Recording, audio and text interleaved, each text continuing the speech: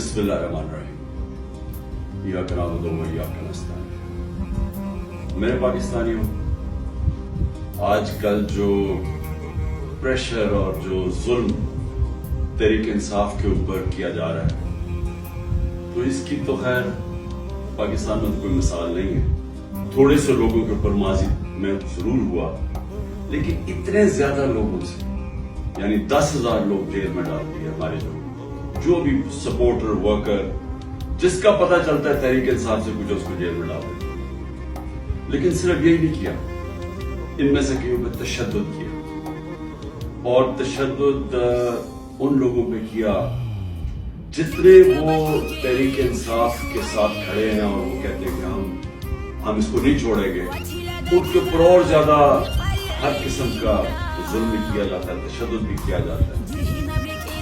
मैंने वीडियोस देखी हैं एजाज चौधरी की, डॉक्टर यास्मीन राशिद, शेरियार अफरीदी, उमर चीमा, मियां महमूद रशीद, ये जब निकलते हैं अदालत के लिए, जब इनको लेके जाते हैं, तो क्योंकि वो स्टेटमेंट देते हैं कि हम खड़े हैं पार्टी के साथ, उनके ऊपर कईयों पे तशद्दुद किया गया। एजाज चौधरी पे किया गया, मियां महमूद रशीद पे किया गया, और फिर हमारे सारी या लीडरशिप जेल में है और या लोग छुपे हुए हैं, और खास तौर पे जो कि टिकट होल्डर्स हैं। अब ये टिकट होल्डर्स के पीछे पड़े हुए हैं कि किसी तरह उनको पीटीआई से दूर करें, और कई कर चुके हैं। कईयों ने कहा जी वही जो हाथ खड़ा करके, जी हम तो पाकिस्तानी फौज के साथ हैं, हम तो 8-9 मई को बड़ी उसकी मजम्मत करते हैं और हम पार्टी छोड़ रहे हैं, सब कुछ माफ हो जाता है उनका। उनमें से ऐसे भी हैं जो कि अब लॉबी कर रहे हैं कि लोगों को किसी तरह पीटीआई के टिकट होल्डर्स को तोड़ के, तो कोई एक नया ड्रामा बन रहा है किंग्स पार्टी का, तो उस तरफ लेके जाए, तो वो भी चल रही है गेम। लेकिन जो लोग छुपे हुए हैं, जिनको फिर उनके घरों पे अटैक होता है और घर तोड़े जाते हैं।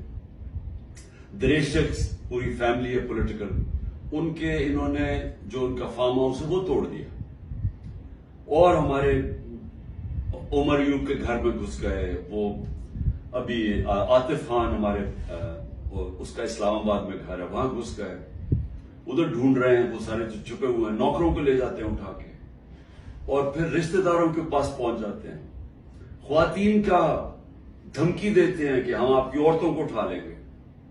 यानी इस लेवल पे पहुंच चुके हैं कि कभी भी कोई तस्वर नहीं कर सकता था कि पाकिस्तान की सियासत में हम इतना गिर जाएंगे कि ये कहा जाएगा कि अच्छा हम तुम्हारी औरतों को, तुम्हारी बच्चियों को, हम उनको नहीं छोड़ेंगे। ये उस एक लेवल तक पहुंच चुके हैं।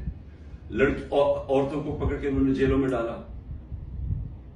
राना सनाउल्लाह की प्रेस कॉन्फ्रेंस आई कि जी कि हम खुद ही कोई कुछ ड्रामा करने लगे हैं रेप का। ये डरे हुए हैं औरतों को निकालते हुए।